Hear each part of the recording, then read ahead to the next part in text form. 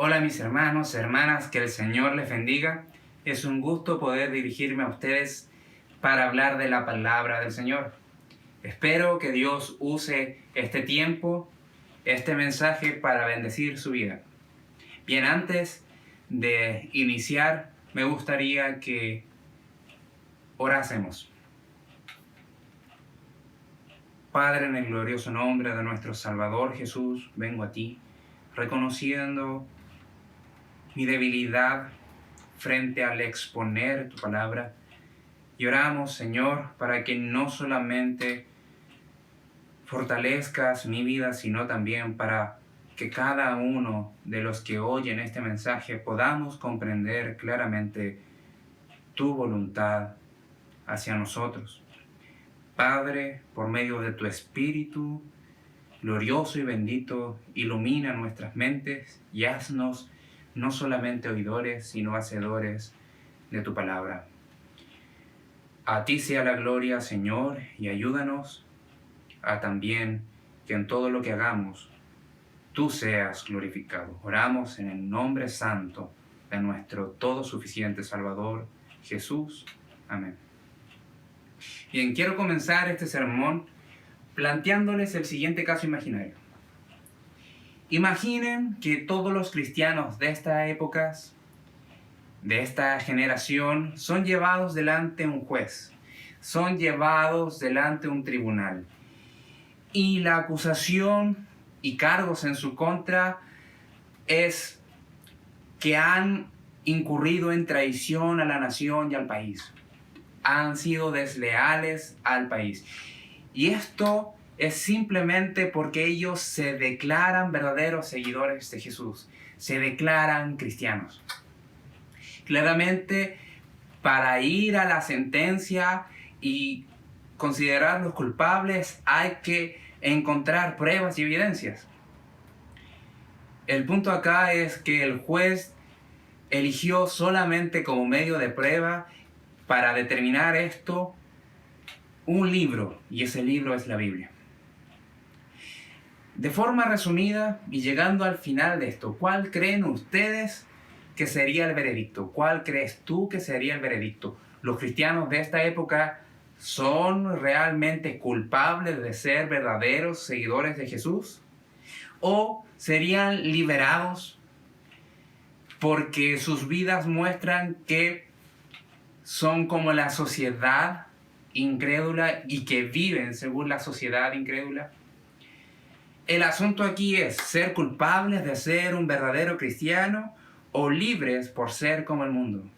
La diferencia en el caso imaginario es importantísima, pero piensen eso en la realidad que se encuentra cada creyente. Estamos delante del Dios vivo. Y esa diferencia entre un verdadero seguidor de Jesús y un incrédulo que vive perdidamente según sus pecados es mucho más importante que en ese caso imaginario. El texto que vamos a ver hoy trata eso y se encuentra en la carta dirigida hacia la iglesia que estaba en Éfeso, la carta a los Efesios.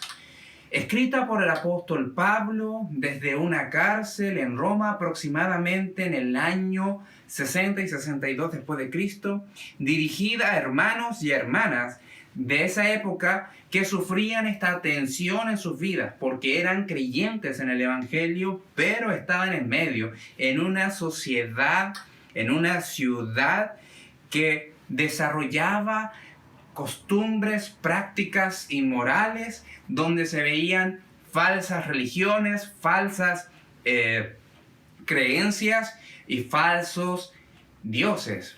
Era una ciudad idolátrica, pero a la vez era una ciudad altamente llevada por los deseos pecaminosos que hay en el ser humano. Este es uno de los puntos importantes que trata esta breve carta, que consta solamente de 6 capítulos y tiene solamente 2 grandes divisiones. Pablo, como es costumbre, en sus cartas para dirigirse a la iglesia, a los creyentes dispersos en la región de Asia en aquel tiempo, comienza en los primeros capítulos exponiendo las verdades del Evangelio, exponiendo teológicamente lo revelado por Dios en la persona y en el Evangelio de nuestro Señor Jesucristo. Y en esta carta abarca los capítulos del 1 al 13. Pero en segundo lugar y en la segunda parte de esta carta podemos encontrar que Pablo, estas verdades teológicas, estas verdades del Evangelio reveladas en la persona del Señor Jesucristo, busca hacerlas prácticas y busca hacerlas parte de la vida aplicativa de cada creyente. Y no solamente de cada creyente, sino de la vida comunitaria, congregacional de la iglesia. El texto que vamos a tratar se encuentra en el capítulo 4 de esta segunda sección. Y específicamente vemos que el apóstol expone que el verdadero creyente que ha pasado de una muerte espiritual a tener vida espiritual por la sola fe en Jesús, que ha recibido como un regalo de Dios que no merecía, como un acto de gracia de Dios, vive no como un incrédulo que no conoce a Dios, sino que vive según la palabra del Señor. O dicho de otra forma, lo que el apóstol Pablo nos va a decir a través de estos versículos que vamos a leer es que los creyentes viven no como un incrédulo que no conocen a Dios, sino según la verdad de la palabra de Dios. Bien, vamos a nuestro pasaje y está en Efesios 4, de los versículos 17 al 21. Dice así: Esto pues digo y requiero en el Señor, que ya no andéis como los otros gentiles que andan en la vanidad de su mente, teniendo el entendimiento entenebrecido, ajenos de la vida de Dios por la ignorancia que en ellos hay, por la dureza de su corazón, los cuales después que perdieron toda sensibilidad, se entregaron a la lascivia para cometer con avidez toda clase de impureza. Mas vosotros no habéis aprendido así a Cristo, si en verdad le habéis oído y habéis sido por él enseñados conforme a la verdad que está en Jesús. Titulé este sermón Viviendo según Cristo. El título de este sermón es Viviendo según Cristo, el cual desarrollaré en dos puntos principales. El primero es exhortando a la iglesia a no vivir como un incrédulo. Exhortando a la iglesia a no vivir como un incrédulo. Y punto 2, vive conforme a la verdad de Cristo. Vive conforme a la verdad de Cristo. Antes de ir a nuestro primer punto y nuestro primer versículo, necesitamos considerar lo que viene diciendo Pablo antes de llegar a esta porción de las Escrituras. Expone desde los versículos del 1 al 16 del capítulo 4 que los creyentes son llamados y que están unidos a Cristo y en Cristo. Estamos unidos en Cristo y estamos unidos a Cristo.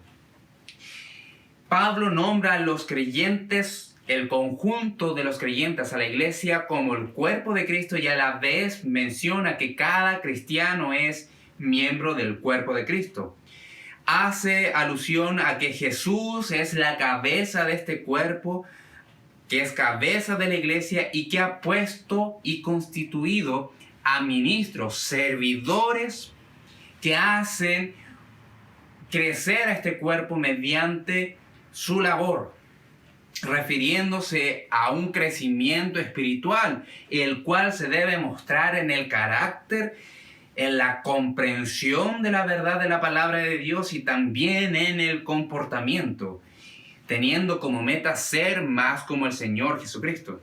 Y en esa autoridad de apóstol dada por el Señor Jesús a Pablo, llegamos al versículo 19 y que da lugar a nuestro primer punto, exhortando a la iglesia a no vivir como un incrédulo.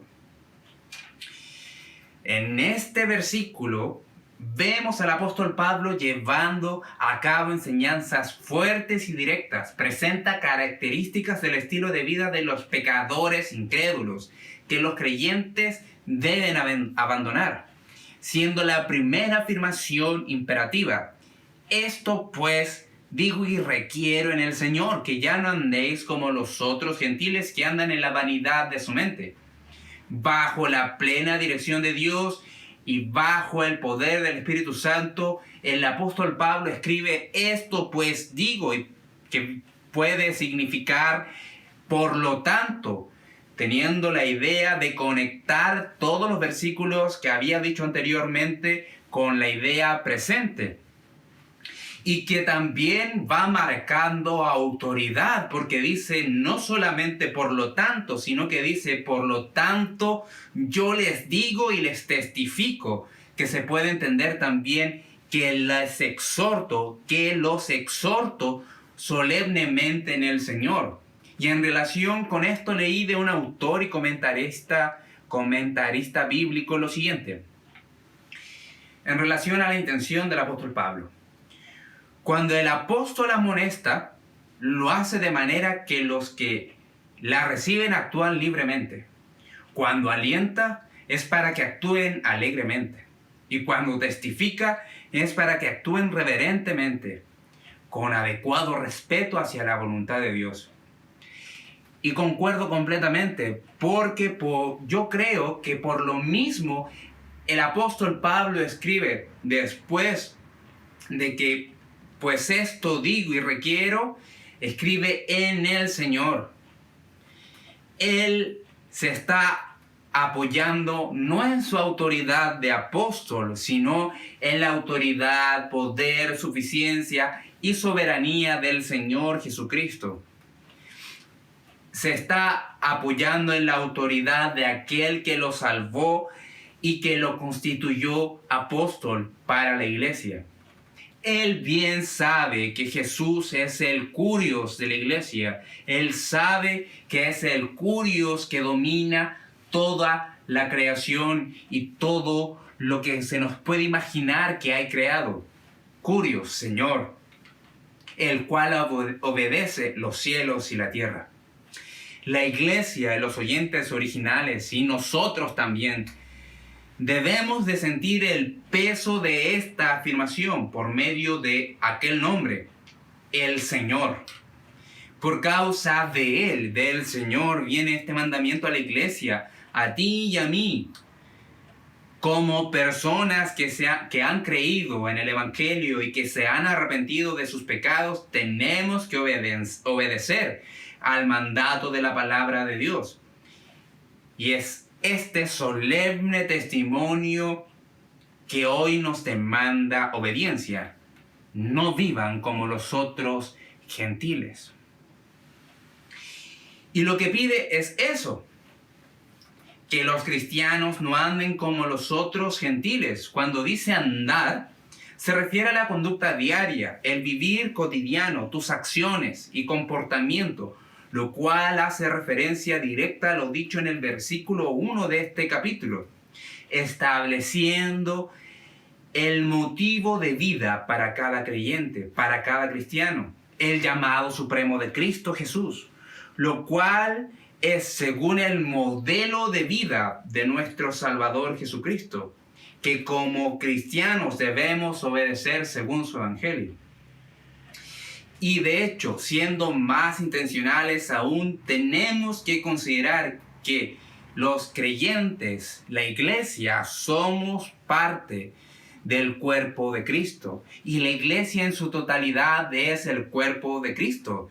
Y que hemos recibido al Espíritu Santo, que nos ha dado dones y talentos, que nos ha otorgado capacidades espirituales para edificar a los creyentes, para edificar a la iglesia. Para que por medio de la comunión y el ejercicio de esos dones podamos ir madurando, podamos ir creciendo en el entendimiento e ir cambiando nuestro carácter a la imagen de nuestro Señor Jesucristo. Por esa misma razón el mandamiento es claro.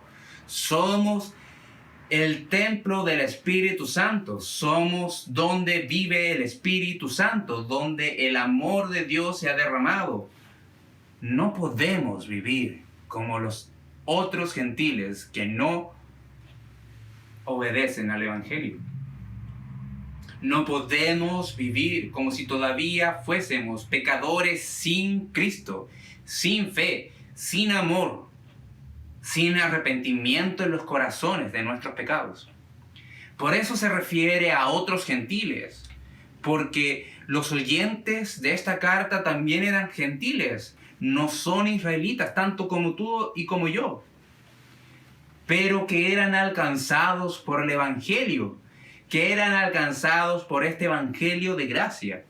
Por lo mismo se debe distinguir entre los otros gentiles o naciones, etnias, que sus parámetros de vida están bajo sus filosofías de vida, que tienen creencias religiosas falsas, politeístas e inmorales, que no tienen en ningún sentido la obra del Espíritu Santo obrando en sus vidas, que no son regenerados.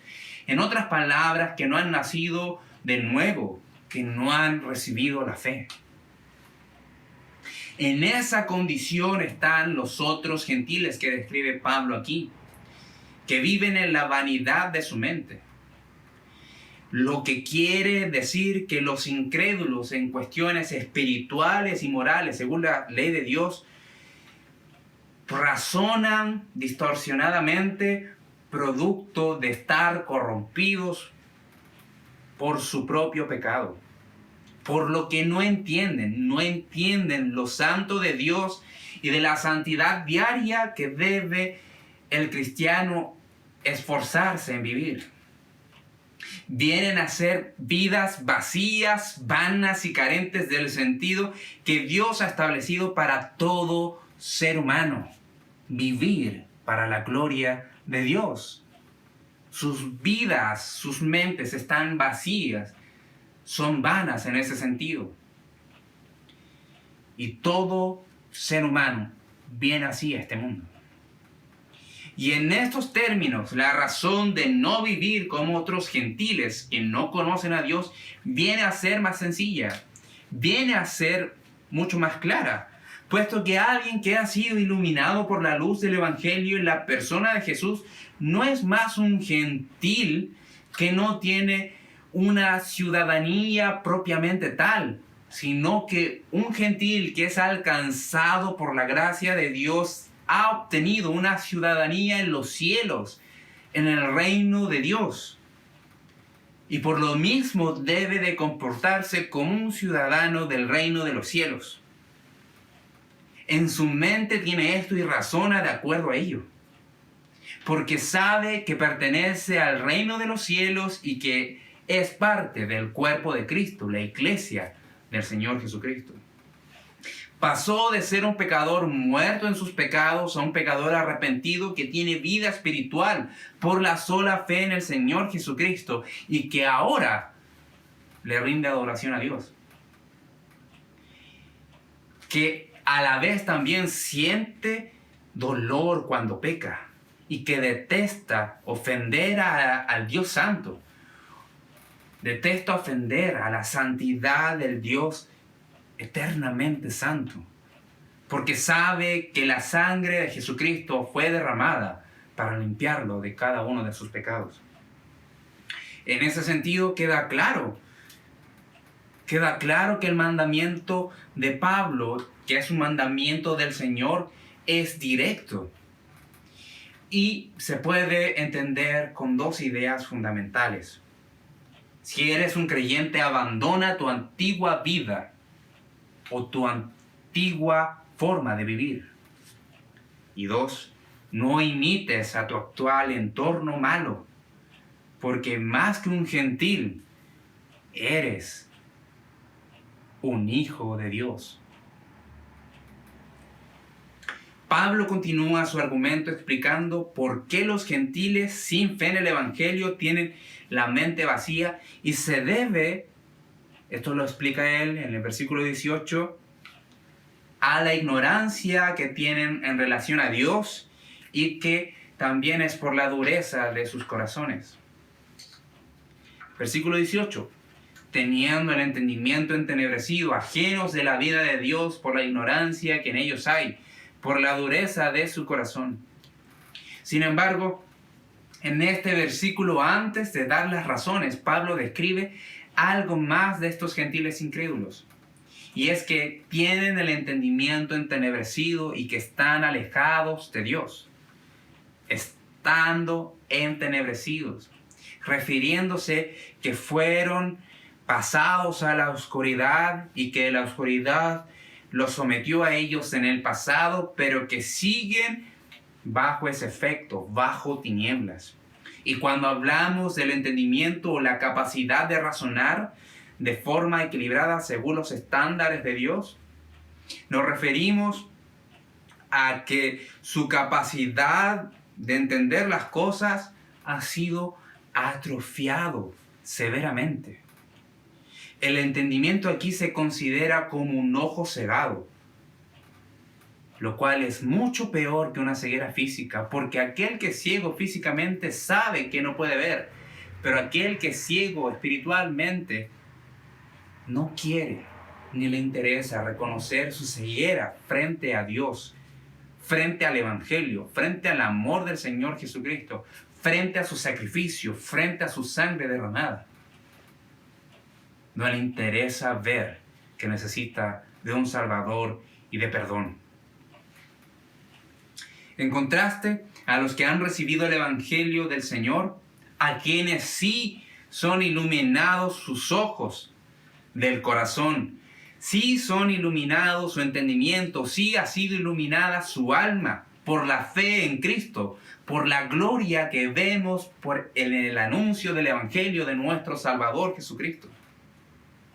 Sin embargo, como el apóstol mismo oraba, debemos ir creciendo en esta comprensión de las profundidades, riquezas que encierra el Evangelio de nuestro Salvador Jesucristo. Pablo lo ora en el capítulo 1, versículo 18 de esta carta aproximadamente. Ahora, continuando en este mismo versículo, notamos que señala que los gentiles incrédulos son ajenos de la vida de Dios, que se mantienen en un alejamiento espiritual de Dios. Y esto es por causa de su pecado y por la condición de muerte espiritual en la que todo ser humano viene a este mundo. No tienen relación de amor con Dios, sino de enemistad. Esto se explica así. Dios ama la santidad, pero el ser humano sin Cristo ama el pecado, sus deleites, sus obras, las cosas que lo hagan satisfacerse, lo cual es una consecuencia, como dice el versículo, producto de la ignorancia de la verdad de Dios. El Evangelio de gracia, ignorancia a la verdad de Dios, ignorancia al Evangelio de gracia que ha sido expuesto por nuestro Salvador en la cruz. En otras palabras, están en una completa ceguera espiritual y bajo una espesa oscuridad de muerte. Por lo mismo, en ese estado no tienen voluntad y tampoco quieren a Dios. Todo lo anterior, como ya mencionamos, es un efecto de la ignorancia que en ellos hay por la dureza de corazón. Pablo explica el origen de este entenebrecimiento y separación de Dios, y se halla en la ignorancia de este gentil sobre Dios, pero que implica que ha sido esta ignorancia conseguida de forma voluntaria, en pleno consentimiento. Además de eso, por el endurecimiento de su corazón frente al llamado de Dios a la humanidad de volverse a Él, hecho desde el principio del tiempo. Está queriendo decir que toda persona en algún momento de su vida ha escuchado al Evangelio, ha escuchado a los hombres de Dios y mujeres de Dios hablando del Salvador que vino a este mundo, pero que aún así han rechazado y han elegido mantenerse ignorantes de la verdad de Dios y han rechazado a Dios abiertamente. diciendo no quiero creer, no quiero saber y no me interesa la voluntad de Dios. Por esa razón su corazón tiene la misma sensibilidad y la misma vitalidad y la misma dureza que la de una piedra. Eso es lo que señala el apóstol en el versículo 19, los cuales después que perdieron toda sensibilidad se entregaron a la lascivia para cometer con avidez toda clase de impureza. En este versículo podemos ver que explica que un incrédulo, por todo lo anteriormente mencionado, en el centro mismo de su ser, en su corazón, se encuentra encallecido por determinación humana, por determinación propia. Esto es sin sensibilidad, totalmente apático, sin ningún interés de Dios, de los santos de Dios. En lo que respecta a encallecido, podemos ver que la Reina Valera y la versión NBI traducen bien con la idea de sensibilidad perdida, pero la idea original es habiendo llegado a una condición de liberación de dolor o habiendo llegado a ser insensibles. Acá claramente se está refiriendo a una insensibilidad a la voz de Dios, una insensibilidad a la verdad de Dios, una insensibilidad a su pecado que demanda a Dios arrepentimiento. Dicho de otra forma, son insensibles a desobedecer a Dios. No les importa desobedecer a Dios.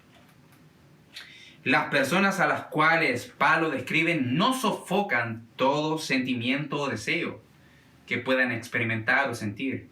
Solamente sofocan, apagan y desprecian los deseos relacionados con ir a Dios. Desprecian todo lo que les puede guiar hacia Dios, hacia el Salvador. Tienen una rebelión apática que constantemente levanta una afrenta a los santos de Dios. Sus mentes están presas, corazones cauterizados, que no pueden, por su rebeldía, sentir nada frente a Dios. No pueden sentir nada frente a Jesús. Sus sentimientos mantienen vivos solamente los deseos para el mal o para todo aquello que quebrante la ley de Dios. En lo que sigue de este versículo dice: se entregaron a la lascivia para cometer con avidez toda clase de impureza, describiendo la consecuencia de ser insensible. Se han entregado a la lascivia y a actos impuros. Los incrédulos, estos gentiles que no reconocen al Señor, están en una condición que los lleva a vivir de forma depravada. Sucumben, caen por voluntad propia a la sensualidad, a lo promiscuo, a una vida desordenada sexualmente hablando, porque no tienen o perdieron toda limitación moral, particularmente en su sexualidad. Esto también se puede decir que se entregaron al vicio, se abandonaron en el vicio, se entregaron a él porque lo deseaban y lo codiciaban cada vez más.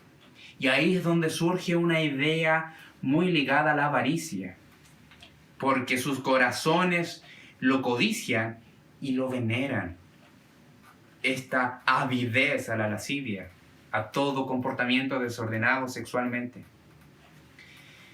Ante esta verdad, no faltará alguna persona que argumente en su defensa, que se sienta atacada, que diga no creer en Dios y que a la vez no es un libertino irresponsablemente con su vida sexual. En ese caso, lo primero que se le tiene que responder está con relación a sus propios pensamientos, que solamente Él conoce y Dios. ¿Qué tan perversos son cuando Él se ve estimulado o esa persona se ve estimulada sexualmente? ¿Pone límites? ¿Frena eso? ¿Considera si es su cónyuge, su pareja, si es soltero o no? Solamente ese argumento sirve para demostrar que el apóstol tiene razón, que la verdad de Dios tiene razón, pero también podemos decir e invitarles a reconocer el hecho de que algunas personas no vivan desenfrenadas de esa manera y que son incrédulas es producto solamente por la gracia de Dios y por la obra del Espíritu Santo que muchas veces restringe el extremo de la maldad. Todo lo expuesto hasta este momento puede ser ilustrado de manera general al considerar lo siguiente. En cada nación encontramos cosas características que representan ya sea sus tradiciones, costumbres, formas de dialogar, formas de comportarse y también códigos de pensamiento que los identifican como partes y pertenecientes de una nación o de un país. Pero cuando pensamos esto en el sentido espiritual, podemos ver que funciona de la misma manera. Porque para Dios todos los habitantes de este mundo solamente se dividen en dos grandes grupos. Creyentes en el Evangelio, la iglesia, y los incrédulos. O dicho de otra forma, la nación santa de Dios y los perdidos que rechazan el Evangelio. Lo cual, estos dos grupos se hacen visibles por cómo hablan, por cómo viven, según lo que piensan también. Ahora, manteniéndonos en ese sentido, podemos considerar lo siguiente. Si tú eres creyente en el Evangelio y reconoces que te has arrepentido de tus pecados, el mandato de vivir no como un incrédulo, sino según la palabra de Dios, es para ti también. El mandato que vemos en estos versículos, que fue para la iglesia que estaba en la ciudad de Éfeso, también es para ti. El de no vivir como un incrédulo, sin comprensión de la palabra de Dios, sino según la palabra de Dios. Hoy Dios a ti y a mí nos está diciendo, no vivas como un incrédulo, sino según mi palabra, según las Escrituras, según la Biblia. Ahora bien, piensa en términos personales de tu vida. ¿Cómo diriges tu vida? ¿Según qué decides lo que es permitido hacer y lo que no es permitido hacer en lo privado? ¿Consultas en las Escrituras para tomar tus decisiones? En cuanto a tus pensamientos, tus emociones y sentimientos, ¿los guías por medio de la verdad del Evangelio, por la palabra de Dios o por tus propios criterios, deseos o razonamientos? De hecho, puedes mencionar cada área de tu vida. Podemos ver las relaciones familiares, la relación con el cónyuge, con los amigos, las finanzas, como trabajador, como ciudadano, como vecino. Muestras que eres parte de la iglesia del Señor, que eres un verdadero seguidor de Jesús. O vives según lo que tu entorno te dice que es permitido. Y siendo más intencional aún, ¿puedes distinguir un antes y un después de conocer a Cristo? ¿Puedes mirar al cielo y dar gracias a Dios enumerando cada uno de los pecados de los cuales Dios te salvó? ¿Encuentras diferencias? Si las encuentras, bendice a Dios por su poder en tu vida. Porque si no fuera por la gracia de Dios en tu vida, seguirías siendo el mismo pecador. Sin embargo, sigue considerando cuáles son las demandas en las que fallas constantemente. Y ora a Dios para seguir avanzando, para seguir creciendo a la imagen y semejanza de nuestro Salvador Jesucristo. De hecho, podemos ir a una segunda idea. En términos corporativos como iglesia, piensa en tu congregación, piensa en nuestra congregación. ¿Hacemos la diferencia cuando nos reunimos frente a un club social? ¿Tenemos la palabra de Dios como norma de fe y práctica? ¿Nos dirige la Biblia? ¿Nos sometemos a ella? ¿Buscamos someternos a ella en todo cuanto demanda que la iglesia haga públicamente en nuestros cultos, en nuestras actividades? ¿Por qué comento esto? Porque no podemos ser ciegos a la realidad evangélica de hoy. Muchos han convertido a la congregación santa de Dios en un centro de recreación que tiene que ser atractivo lo que se hace para que la gente asista. Y lo hacen sin ningún remordimiento aparente. No hay muestra de un compromiso con la palabra de Dios, con la obra de gracia del Señor Jesucristo para vivir vidas más santas, ni con la vida de un cristiano particular para ayudarle a crecer a la semejanza de nuestro Salvador Jesús. Solo se busca ser relevante, ser entretenido para ser aceptado, ser reconocido. Que Dios nos libre de esta desgracia. Es un juego de palabras, pero sí, es una desgracia. Es desperdiciar la gracia de Dios. Es estar en ignorancia de su palabra. Por esta razón debemos estar alertas y ver lo que nos dice el siguiente versículo. Pero antes de avanzar, déjame recordar el primer punto. Exhortación a la iglesia de no vivir como incrédulo. Lo cual nos da lugar a nuestro segundo punto. Vive según la enseñanza de Cristo. Vive según la enseñanza de Cristo. Los versículos 20-21 describen que un verdadero creyente ha aprendido, oído y ha sido enseñado en la palabra de Dios. Tres cosas que muestran también el paso por la salvación y el nuevo nacimiento. Versículo 20 dice: «Mas vosotros no habéis aprendido así a Cristo». Bien, en este versículo, en contraste a la vida inmoral de los incrédulos, argumenta que los creyentes de la iglesia de Éfeso no aprendieron así a Cristo. Comienza marcando un énfasis importante al decir ustedes, porque hace responsable a sus oyentes y lectores de lo que viene hablando. Es algo más o menos como esto: ustedes no aprendieron a Cristo para que sigan viviendo como lo hacen los gentiles incrédulos. A la vez, hace una muy importante aclaración al decir que aprendieron a Cristo. Es diferente de aprender acerca de Cristo. Los hermanos de esta iglesia, por Pablo, se están viendo confrontados, producto de que no solamente recibieron doctrinas que explicaron acerca de Cristo, no solamente observaron la vida de sus maestros, predicadores y quien quiera que le haya enseñado el Evangelio, sino que además ellos, por la fe dada por el Espíritu Santo al oír el Evangelio, recibieron a Cristo mismo en sus corazones.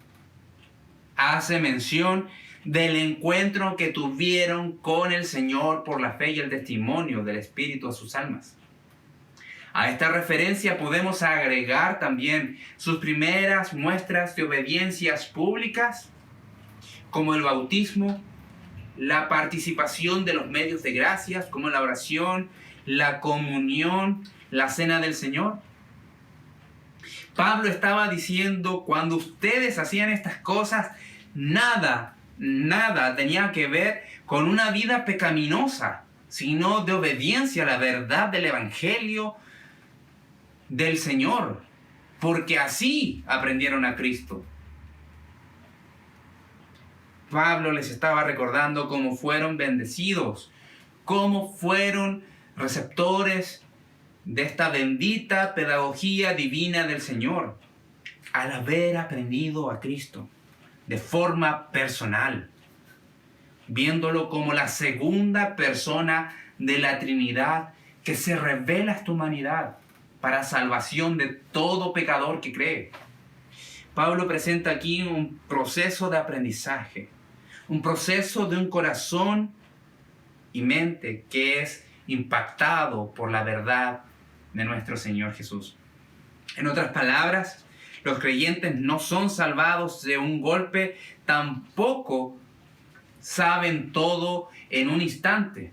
Ellos van paso a paso aprendiendo. Hubo un cambio causado solo por el poder de Dios, pero todo en su tiempo.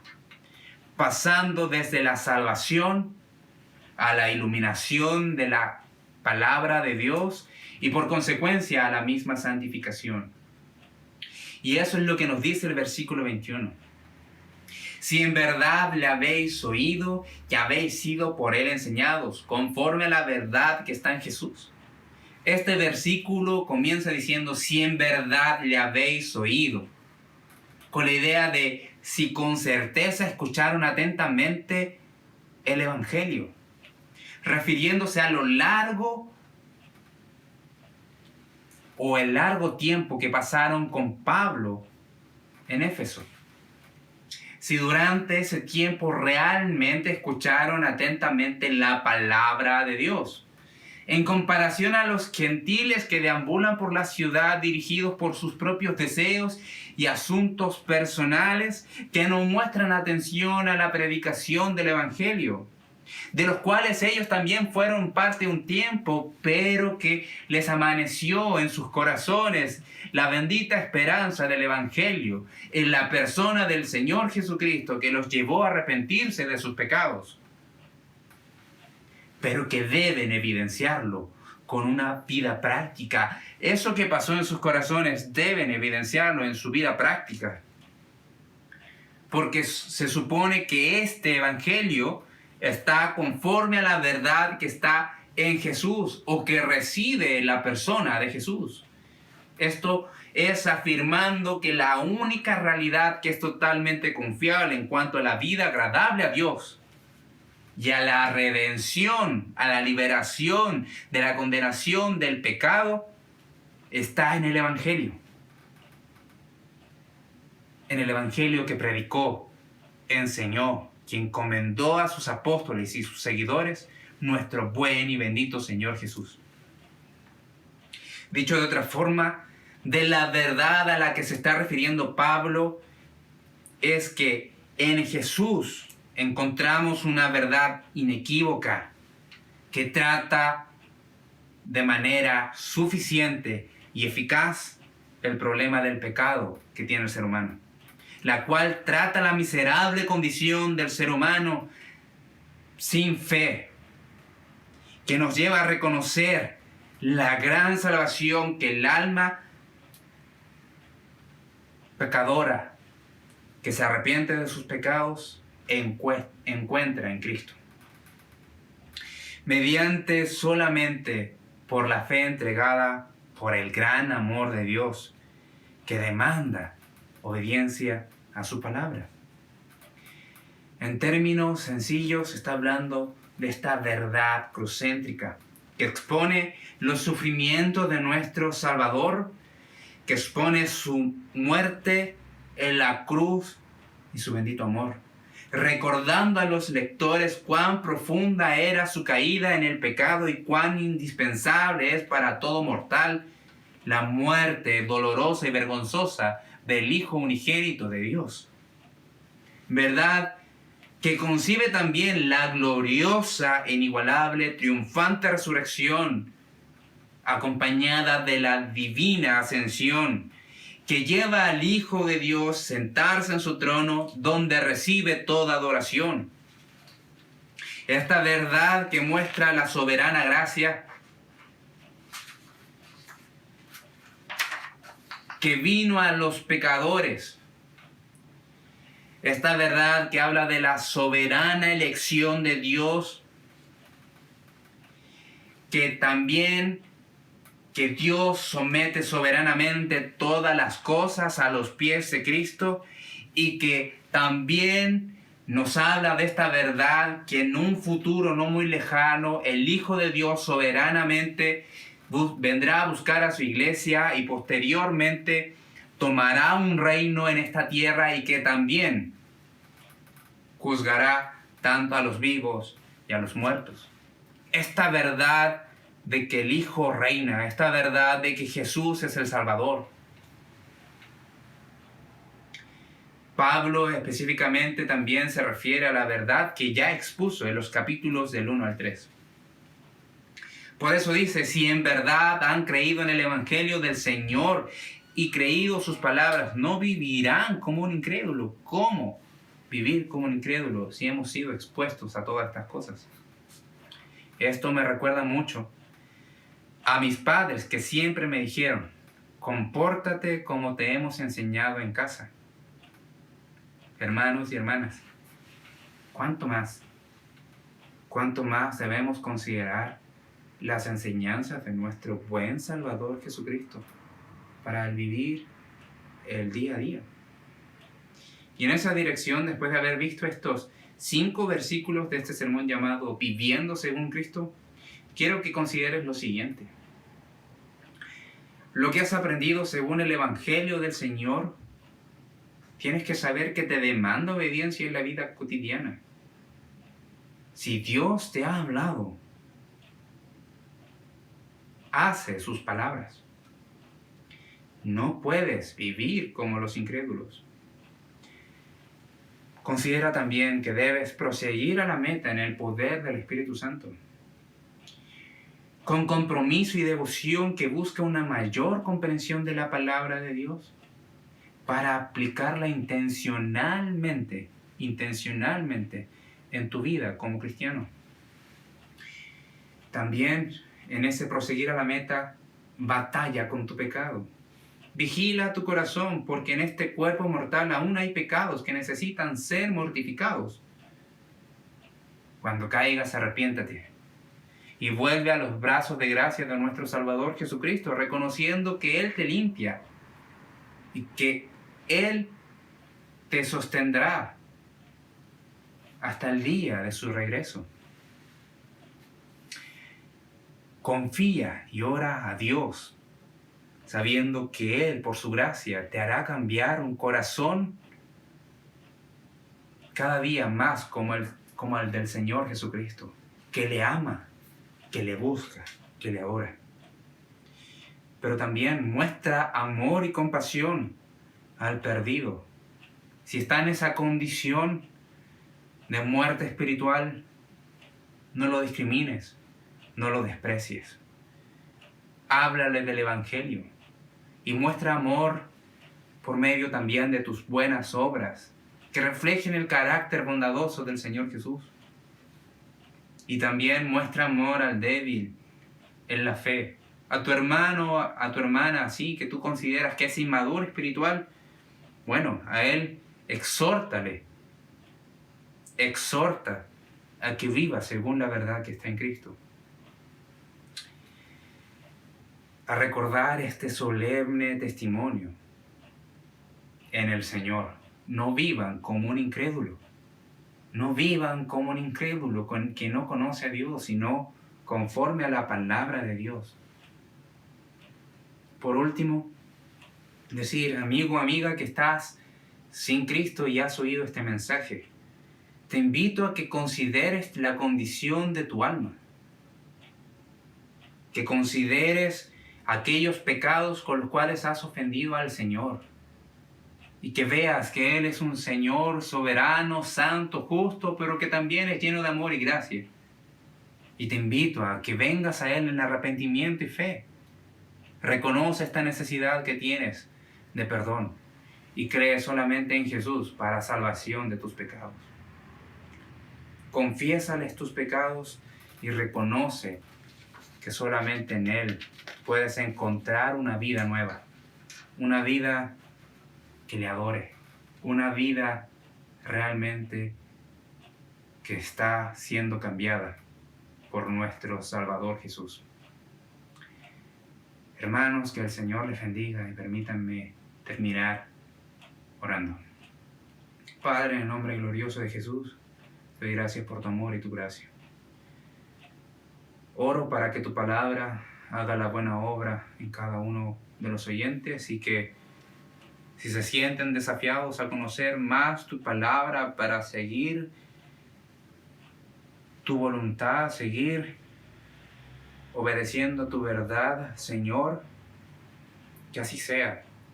Aliéntanos a querer conocer tu palabra para andar rectamente delante de ti y vivir conforme a la verdad que está en Jesús.